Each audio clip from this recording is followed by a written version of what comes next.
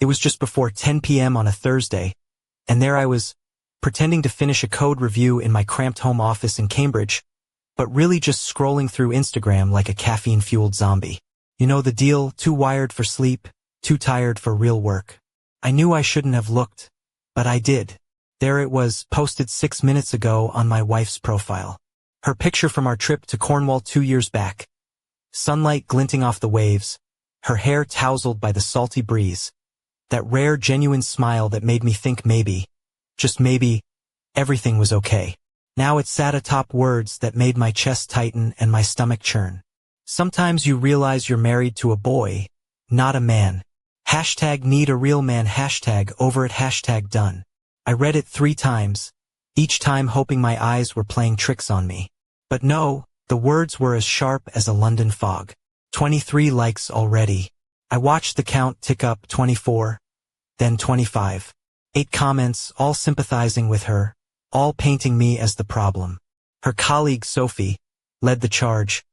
Girl, you know what you have to do. Another from someone I vaguely recognized from university. Finally, you deserve so much better. And a third, blunt as a pub brawl. Leave him, mate. Life's too short. I sat there, the cold blue glow of my laptop screen casting shadows on my face. Not anger, not even heartbreak. Something sharper, clearer. 47 mutual friends could see this post. 47 people we both knew, my family, her family, our university friends from Cambridge, colleagues, the couples we'd had dinner with on lazy Sundays. All of them could see her announcing to the world that I wasn't man enough. And downstairs, she was on the sofa, wrapped in a soft cashmere throw, binge-watching some reality show she was obsessed with. I could hear the laughter and snark through the floorboards. She had no idea I'd seen it. Probably thought I was asleep or too busy to check. She was wrong. This wasn't the first time. 3 weeks ago, we'd had dinner at the Ivy in Covent Garden. A warm spring evening, the city lights twinkling, good food and better wine. We talked about work, weekend plans, the usual couple stuff. Pleasant enough, surface level maybe. Later that night, I discovered she had posted a picture of her half-eaten steak, captioned, "Finally, a proper meal since someone burnt dinner again." The thing was, I hadn't burnt dinner. 2 nights before, I'd slightly overcooked the chicken. Not ideal, but hardly a crime. She ate it quietly, never mentioned it again, until it became a social media jab for her 15,000 followers. When I asked her about it the next morning, all I got was an eye roll so dramatic I thought she might dislocate something. It's just social media. Don't be weird. You're so sensitive. I didn't open Instagram for a week after that. Told myself I was overreacting. Maybe that's just how people communicate now, through carefully curated digs and performative victimhood. 2 weeks ago, we hosted a game night at our flat in Islington with friends from university. Good people, long-standing mates. Pizza, board games, wine, the usual Friday night shtick. During a round of code names, she spun a tale about how I tried to fix the leaky tap last weekend. Made it sound like I'd flooded the kitchen in a spectacular display of male incompetence. Turned a simple DIY job into a 3-hour comedy of errors. Everyone laughed, including me. Because what else do you do when your wife makes you the punchline in front of your friends? The truth? I tightened a loose connection under the sink, realized I needed a part, and called a plumber rather than cause a disaster. Responsible, right? Not to her. Later that night, after everyone left and the wine glasses were stacked, she posted an Instagram story. When your husband calls a plumber for a loose screw. I watched the views climb. 43, 56, 82. Our friends, co-workers, family. All watching me get roasted by my own wife. I said nothing. Went to bed, swallowed the bitter pill. 1 week ago, she posted a carefully angled gym selfie from Barry's boot camp in Soho, looking impossibly flawless despite the sweat. Expensive-looking leggings, makeup untouched by exercise, hair in a perfect high ponytail. The caption, "At least something in my life is getting stronger." Her male trainer was conveniently lurking in the background. Her girlfriends chimed in immediately. "You deserve better. Time for an upgrade." I took a screenshot of that one. Not sure why. Maybe I was starting to build a case. Maybe I just needed proof I wasn't losing my mind. And now here I was, 9:47 p.m., Thursday night in my little office, staring at the screen as the likes climbed to 31. My phone buzzed. Greg, my best mate since university. Mate, you seeing this? I didn't reply, just stared. She thought I wouldn't see it. Or worse, she thought I'd see it and do nothing. She was counting on my conflict avoidance, on 4 years of me trying to smooth things over, trying to be good enough, trying to make her happy. She was counting on silence. I opened the comment box. Fury boiled up, hot and raw. I typed, maybe if you spent less time performing for strangers online and more time being honest with your husband, you'd know what a real man looks like. Too angry. Too defensive. Exactly what she wanted. Deleted. Second try. I'm sorry you feel that way. I've always tried to be a good husband. If I've fallen short, I wish you'd told me privately instead of humiliating me publicly. Too weak. Too apologetic. Deleted. Third try. You want a real man? Someone who communicates honestly, respects their partner, and doesn't air private grievances on social media for likes. Maybe we both deserve better than this. Still too long. Still playing defense. I leaned back, stared at the ceiling, thought about what I really wanted. To hurt her? To defend myself? To explain to 47 mutual friends I was decent? No. I wanted her to feel what I felt. To panic. To scramble. To see the damage she'd done. Not just to me, but to us. I wanted to use her own platform against her. I wanted it to be true or true enough. After 15 minutes, I typed, update. Found a real man. Mature. Respectful. Treats me like a partner. She's moving in next week. Thanks for the clarity on what you actually need. Divorce papers coming Monday. Folded hands. I read it 5 times. Every word deliberate. Let them wonder. Let her panic. Let her lose control. The moving in next week gave it urgency. The thanks for clarity was polite but stinging. Divorce papers on Monday set a timeline. The prayer hands emoji sealed the deal. Peaceful, grateful. Done. Not entirely true. No she. No papers drafted. But it would be true. I would make it true. At 9:58 p.m., I hit post. Watched my comment appear. Screenshot it.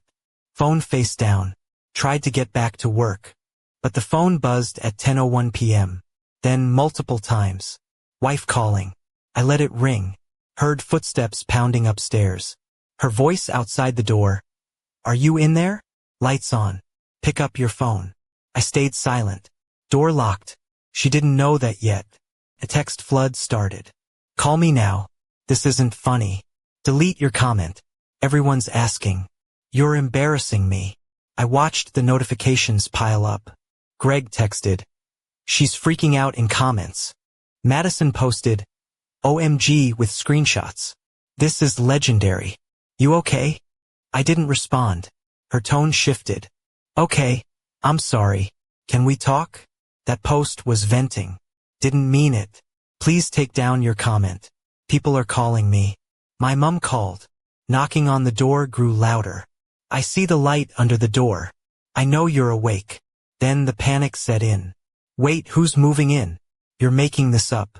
No one else. You're lying. Emotional abuse. I opened the phone. One word typed. Exactly. I put the phone away. The banging got violent. Open this door.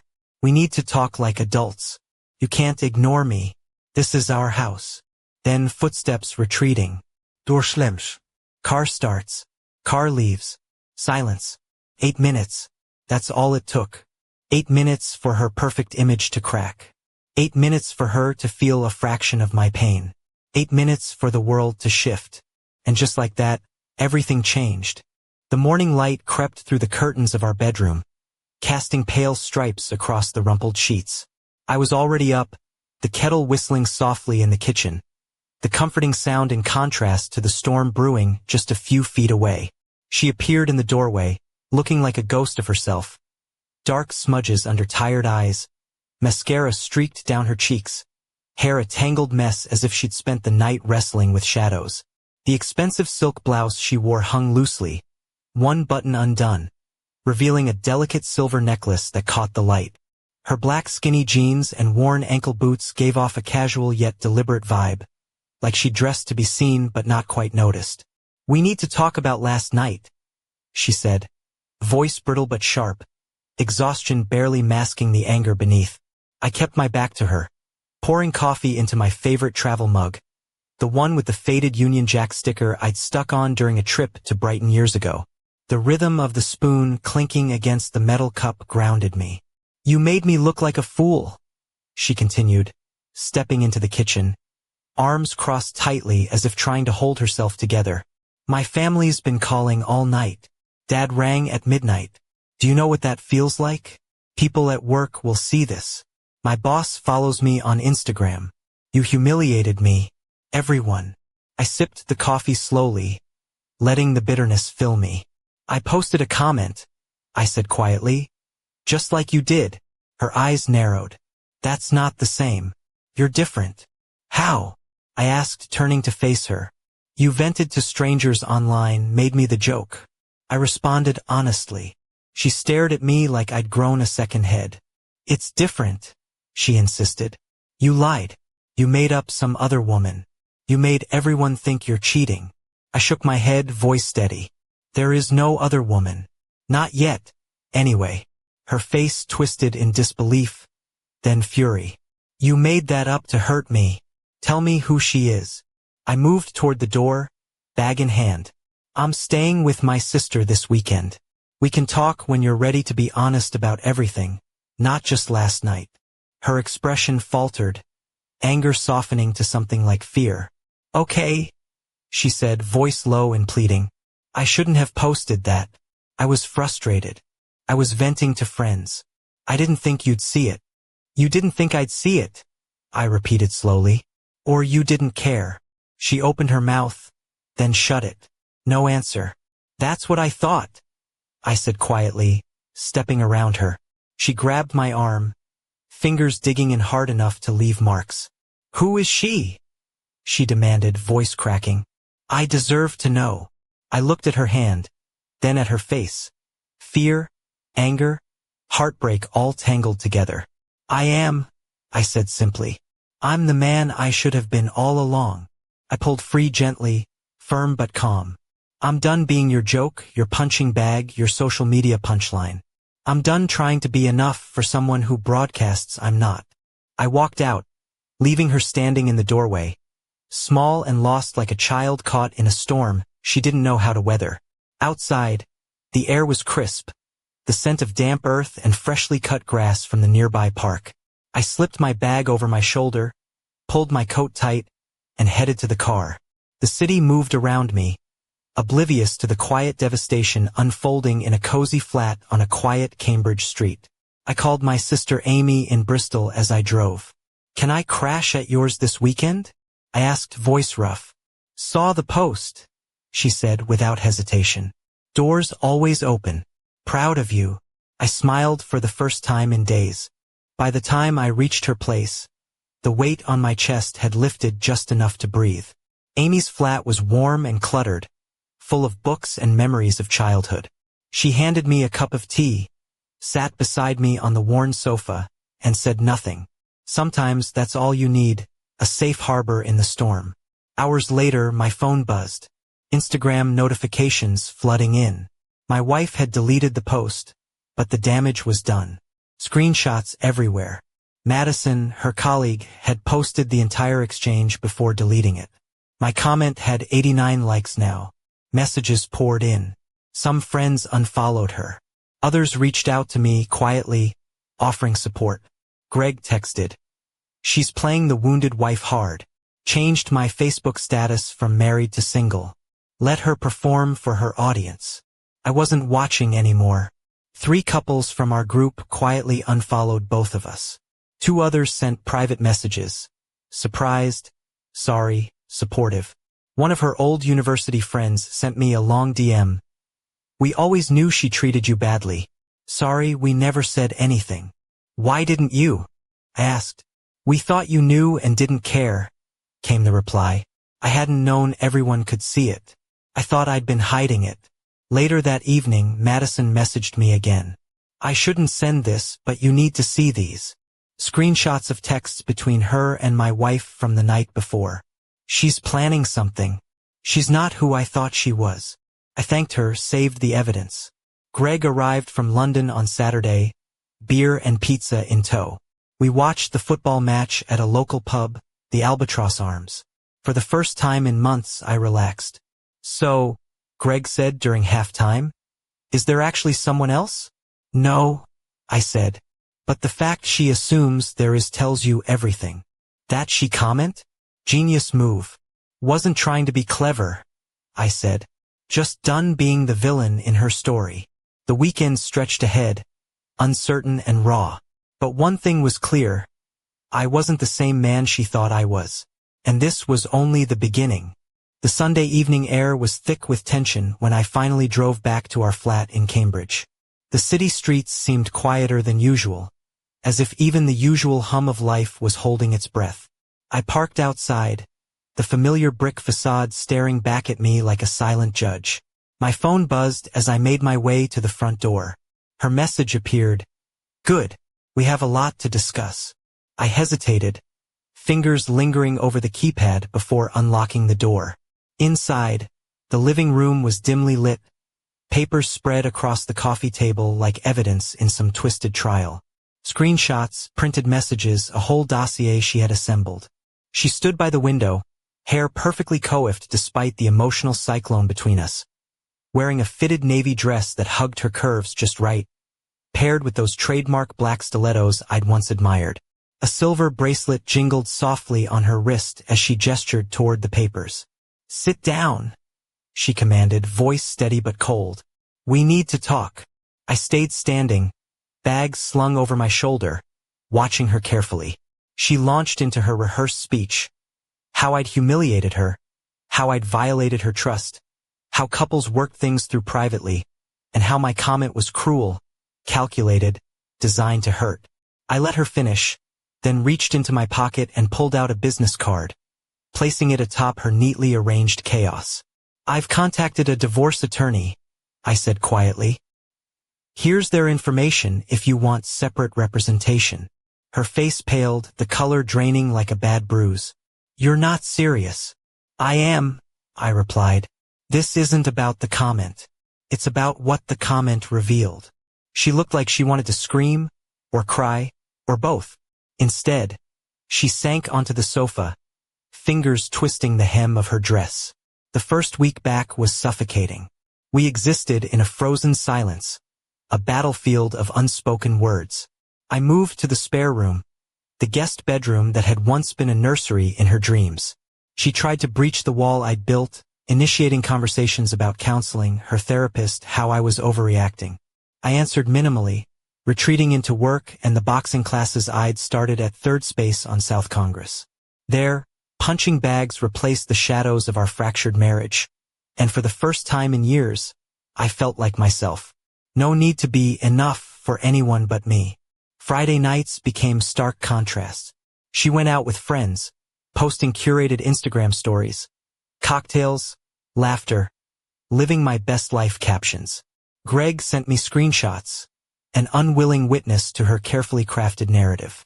I stayed home, reading, drinking tea, finding peace in solitude. Week 2 brought anger. You're throwing away years, she accused over the phone. My family thinks you're having a breakdown. Everyone's asking what's wrong with you. Week 3, bargaining. I'll delete all my social media. We can start fresh. Just give us another chance. My reply remained steady. I've made my decision. This isn't negotiable. We can do this amicably or not, but it's happening. My calm terrified her more than any shouting ever could. I consulted solicitors, opened a separate bank account, and found a small one-bedroom flat near Barton Springs. Perfectly mine. Modern, minimal, a fresh start. When I told my parents, their support surprised me. We were worried, Mum said, but we didn't want to interfere. Everyone had seen it coming, everyone but me. By week 4, she became watchful, monitoring me like a hawk, checking my phone when I showered. asking where I was going, who I was meeting, why I dressed nicely. I answered truthfully, Jim, Greg, because I felt like it. No defensiveness. Nothing to hide. Not because I was perfect, but because I was done hiding. Her social media spiral intensified. Cryptic posts, photos with male coworkers, girls' night snaps, all designed to provoke jealousy. I stopped following her. Greg kept me updated. She's spiraling, he reported. Then, week 5, she suggested meeting at Houndstooth Coffee on North Lamar. Public place. Her idea. She arrived, latte in hand, delicate fingers wrapped around the warm ceramic cup, casual yet calculated. Her emerald green blouse fluttered softly with every movement, paired with tight black jeans and those impossibly high heels that clicked authoritatively on the floor. She looked like she'd rehearsed this moment. I've been thinking, she began, voice low, eyes searching. I realize I took you for granted. I want to fight for us. I studied her. The woman I'd once loved, now a stranger with apologies rehearsed like lines in a play. I appreciate that, I said gently. But I don't want that. Her face crumpled. You don't want to try? I did, I replied quietly. For 4 years. Now I'm trying something different. What's that? She asked, voice barely above a whisper. Choosing myself. Tears welled, but I didn't reach out. Not cruel. Boundaried. I left 5 pounds on the table, stood, and walked out. The door clicked softly behind me. Weeks 6 through 8 were a blur of practicalities. Lease signing, moving plans, attorney meetings. The final countdown to freedom. Her last-ditch attempts came.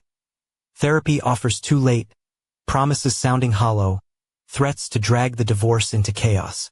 Questions about other women missed the point entirely. Friday before moving day, she went out again. I stayed home, packing boxes, stumbling upon our wedding album. Photos of smiles, trips, holidays, all real once. When had it stopped?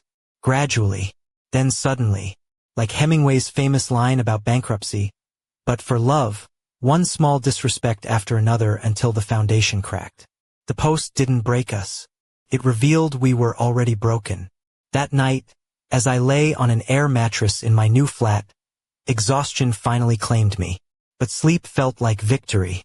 And somewhere deep inside, I knew the real fight was just beginning. The night of the dinner party at Taylor and Jordan's house in Clarksville arrived like a storm on the horizon. Unpredictable, charged, impossible to ignore. Invitations had been sent weeks before, a delicate balancing act to include both of us without forcing a direct confrontation. I nearly declined, but Greg insisted. You've got nothing to hide, he said, handing me a bottle of craft ale. Go in with your head held high. I arrived first, the soft glow of fairy lights spilling from the front porch, the murmur of voices and laughter drifting through the open windows. The house was warm, filled with familiar faces, friends from university, colleagues, neighbors. 12 people in total, a tight-knit group that had once been our shared social circle. She was already there, radiant and composed, her hair perfectly curled, cascading over a strapless emerald dress that hugged her slender figure. The fabric shimmered softly with every movement, a delicate silver necklace resting just above her collarbone.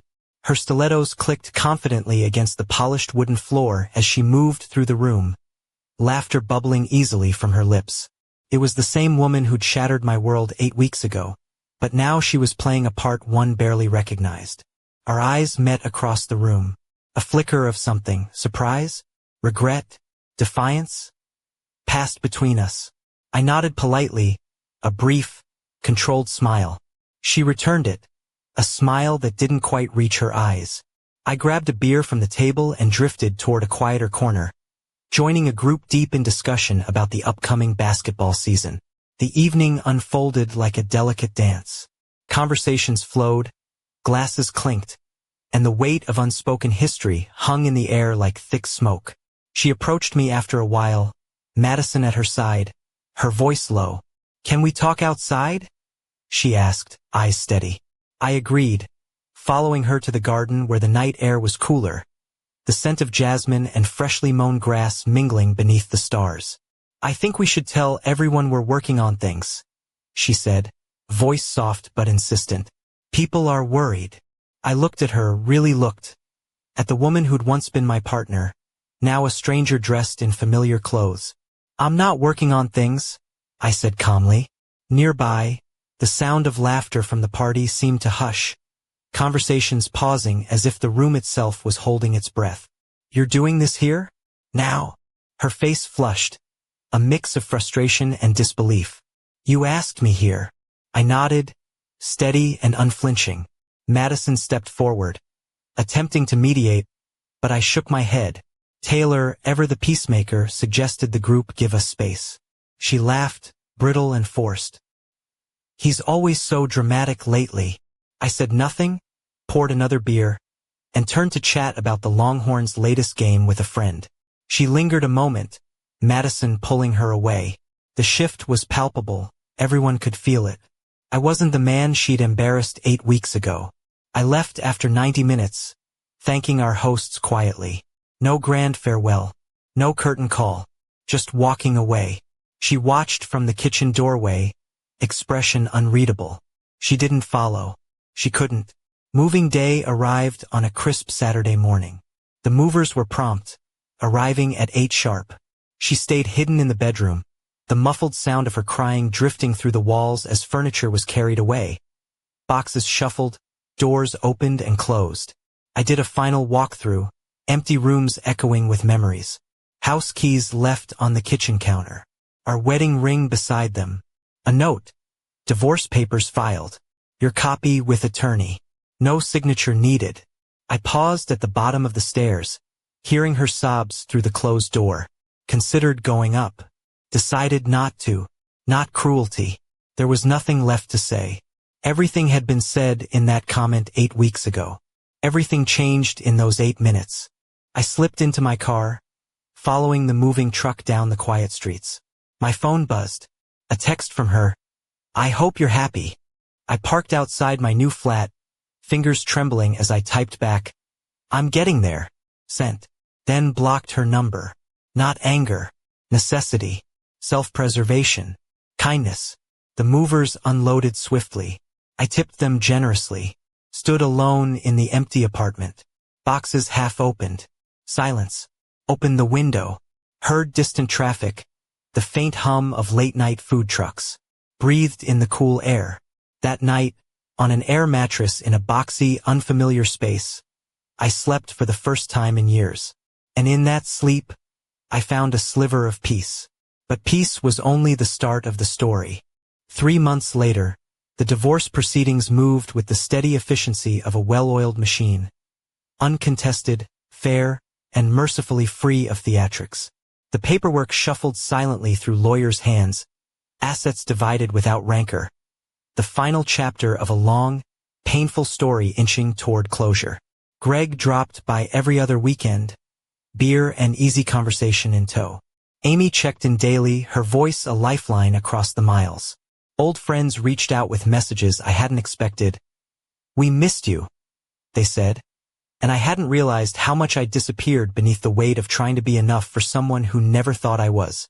One evening, back in my new flat near Zilker Park, I reactivated my Instagram account. Scrolling through the filtered snapshots felt strange.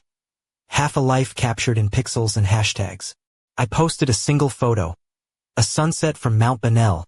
The sky painted in fiery oranges and deep purples. The city sprawling beneath. Captioned, found the real man I needed. Took 32 years, but worth the wait. The response was immediate. Comments flooded in, all positive, all warm. Likes piled up faster than anything I'd ever shared. Somewhere in the digital void, I knew she saw it. The anonymous view made it clear.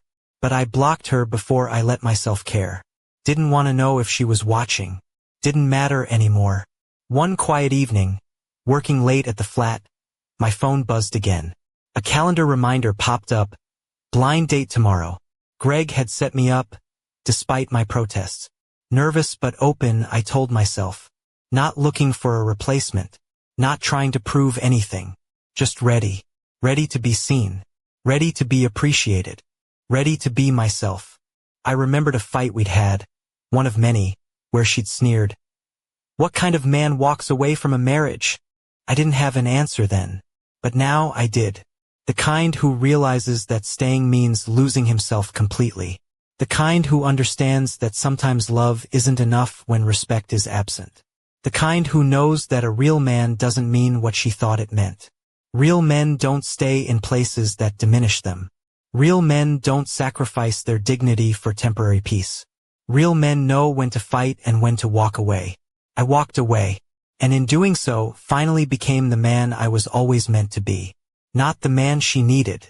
Not the man her social media demanded. Not the man who bent and broke to fit her story. Just me. Turns out that was enough. I just had to believe it. Later that night, scrolling through my feed, I saw a new post from her. A dark, moody photo of a coffee cup, shadows playing across the surface. Caption: sometimes the people you trust most. #heartbroken #betrayal hurts. I smiled bitterly. I commented back with the truth. And once again, 47 mutual friends watched me set myself free. But as I shut my phone, a new notification blinked on the screen. Private message. From an unknown number. Be careful. Not everything is as it seems. The air in the room shifted. A whisper of something darker lurking beneath the surface. And suddenly, I wasn't sure if walking away was the end, or just the beginning.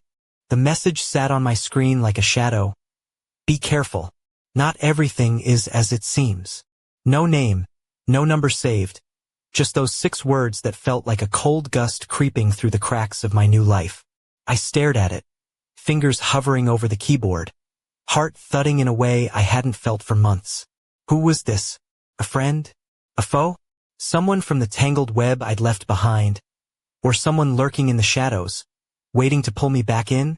I decided to ignore it at first, telling myself it was just some prank, a random troll trying to stir the pot. But the timing was too precise, too pointed. I wasn't that lucky. Days passed, the quiet hum of my new routine settling in.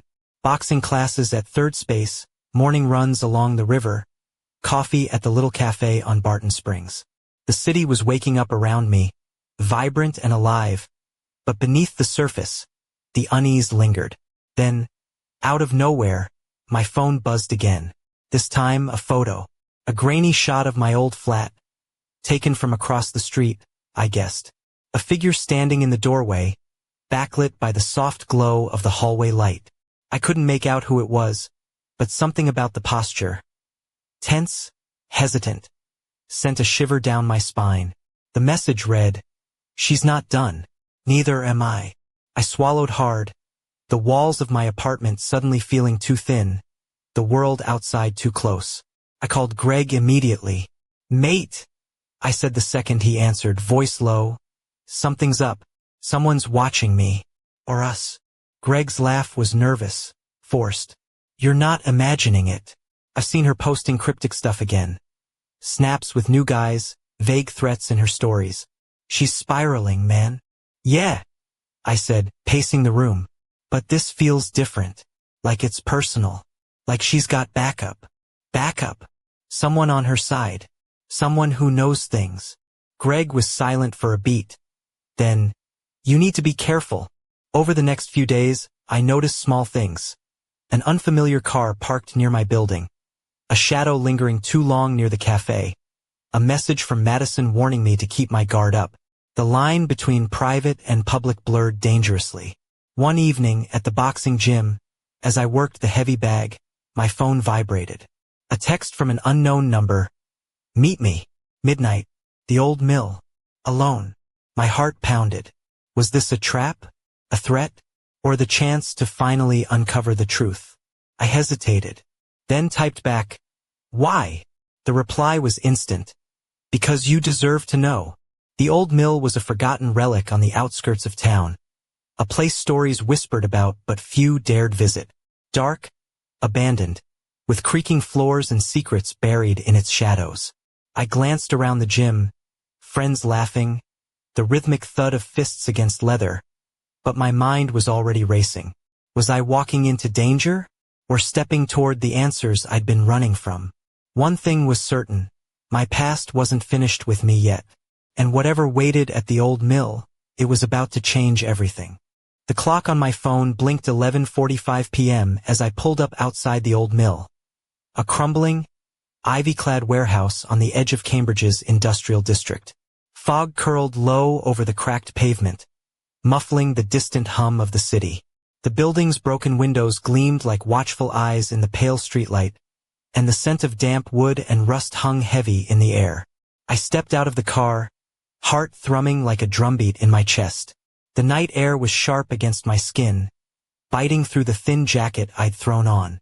Every instinct screamed to turn back, to call Greg, to walk away while I still could. But something deeper pulled me forward. A need to know, to confront whatever ghosts had followed me here. The front door creaked open with a hesitant push, the hinges groaning like a warning. Inside, shadows danced along the peeling walls, and the floorboards moaned beneath my footsteps. I flicked on my phone's flashlight, the beam cutting through the darkness like a spotlight on a stage I never wanted to be part of. "Hello," my voice echoed, thin and fragile. No reply, just silence. Then, from the far corner, a figure emerged. Lean, familiar, but not who I expected. Madison. Her sharp eyes glinted in the light, lips pressed tight. She wore a leather jacket over a simple black dress, heels clicking softly on the wooden floor, a stark contrast to the mill's decay. There was an edge to her, a fire burning just beneath the surface. "You shouldn't have come alone," she said, voice low, almost a warning. "I had to," I replied, voice steady despite the adrenaline pulsing through me. "Who's behind this? Who sent the messages?" She hesitated, then pulled a folded envelope from inside her jacket. "There's more going on than you know. She's not just spiraling, there's something darker. Someone else." I took the envelope, fingers trembling as I unfolded the papers inside. Photos, messages, bank statements, evidence of secrets I'd never imagined.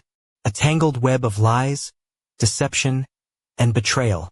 "She's not the only one hiding things," Madison said. "And if you want to protect yourself, you'll need to be smart." I swallowed hard, the weight of the truth settling like a stone in my gut. "Why are you helping me?" I asked. She looked away, eyes flickering with something I couldn't read. "Because I'm not who you think I am either." Before I could respond, the sound of footsteps shattered the silence. Heavy, deliberate, coming from the stairwell.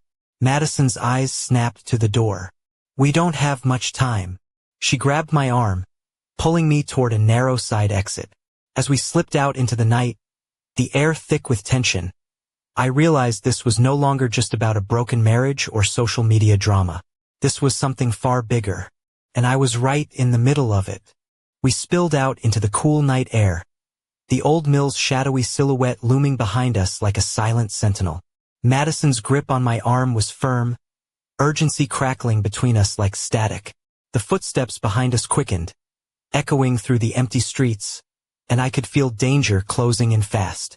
"Who was that?" I asked, breath visible in the chill.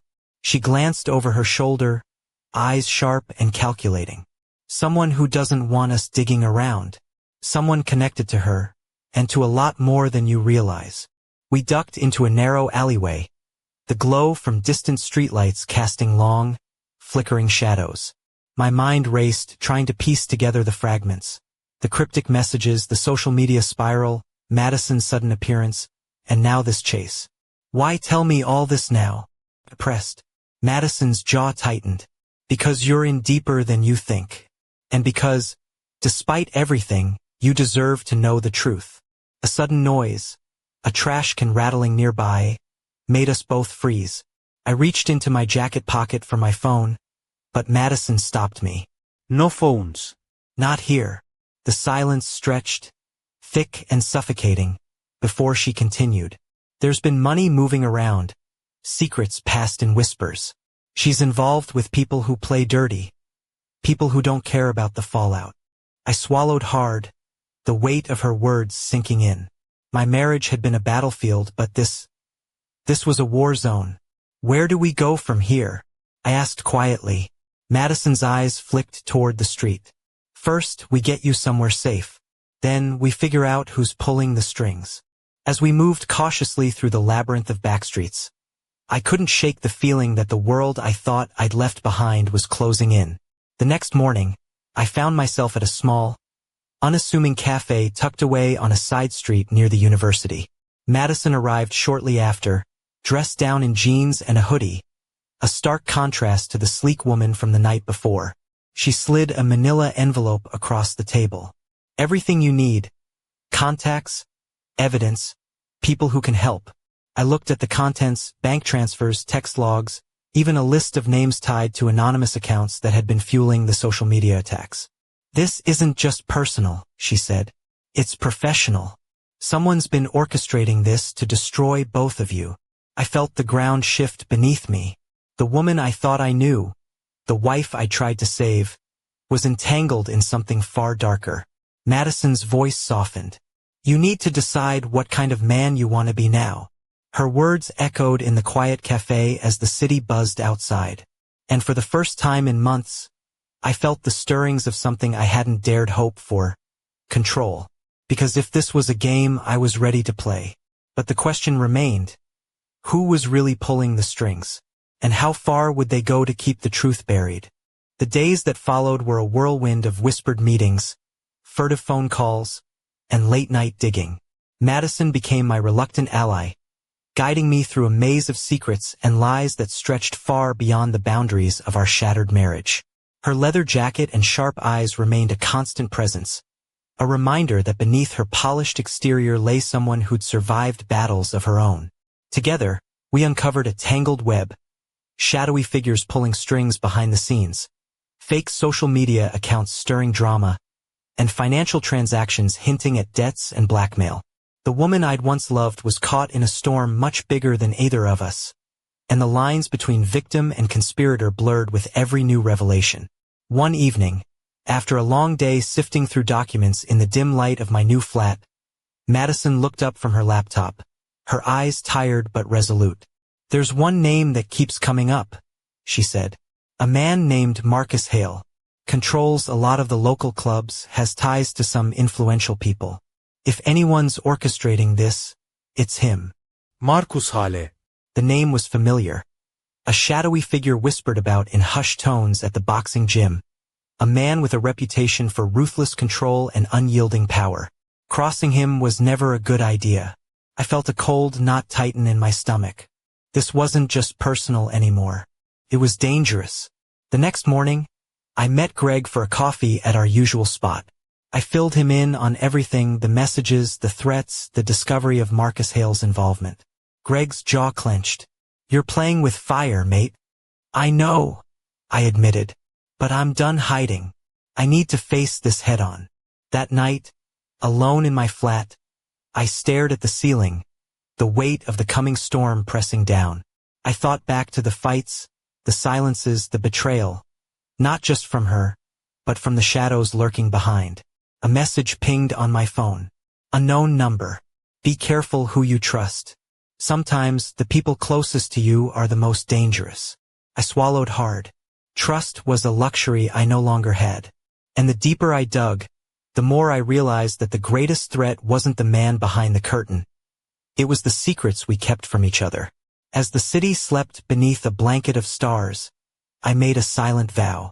No matter what came next, I wouldn't back down. Because sometimes, to find yourself, you have to face the darkness head-on. But the question remained, was I ready for the truth when it finally came? The morning sun filtered weakly through the blinds as I sat at my kitchen table, a cup of black coffee cooling in my hands. The city outside moved on, oblivious to the storm swirling in my mind. Weeks of secrets, lies, and shadows had led me here. To a crossroads where the past and future collided in a mess of emotions I wasn't sure I could untangle. My phone buzzed. A message from Madison. Meet me. Tonight. Old Dockside. Come alone. I hesitated, heart pounding. The old Dockside was a quiet, secluded spot by the river, perfect for conversations that needed no witnesses. I knew this could be the moment everything changed. Night fell, and the river's gentle lapping was the only sound as I waited. The air was cool, the scent of salt mingling with the faint trace of smoke from nearby chimneys. Then, footsteps approached. Madison emerged from the shadows, her face serious but calm. "I've found the proof," she said, sliding an envelope across the wooden bench. "Everything you need to expose Marcus Hale and whoever else is involved." I unfolded the papers, photographs, bank records, messages linking the web of deceit. It was more than I'd dared hope for. But then she looked up, eyes searching mine. "This won't end quietly. They'll come after you. After me. After anyone who stands in their way." A chill ran down my spine. "I'm ready," she nodded. "Good. Because the truth has a way of shaking the foundations." As we sat there, the city lights shimmering on the water, I realized that walking away from my marriage was only the first step. The real journey, the fight for truth, for respect, for myself, was just beginning. And no matter the cost, I was done hiding in the shadows. Because sometimes the hardest battles lead to the brightest dawns. And as the first light of morning broke over Cambridge, I knew one thing for certain. I was finally free. But freedom has a price. And the question that lingers now: who will pay it next?